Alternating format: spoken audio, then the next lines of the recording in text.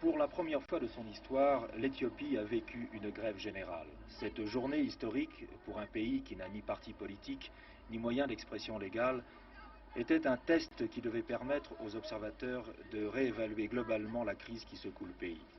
Si la plupart des magasins avaient tiré leurs volets de fer, si les trains et les avions nationaux ne fonctionnaient pas, l'ensemble de la population n'a pas suivi l'ordre de grève lancé par les syndicats qui groupent 85 000 salariés qui gagnent entre 1 et 4 francs par jour.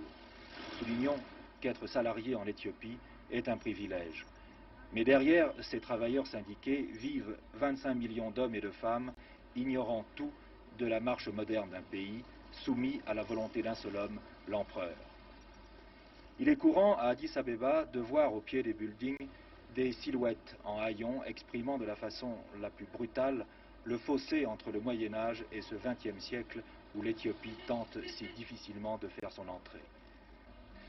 À côté de cette passivité générale devant cette grève, la réaction universitaire était la plus attendue.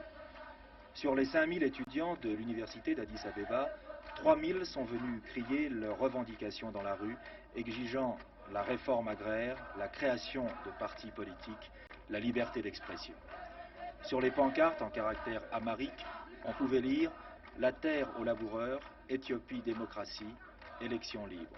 C'est lorsque les chants révolutionnaires du Nord-Vietnam ont retenti que la police est arrivée. La semaine dernière, cette même police a tiré sur une manifestation identique.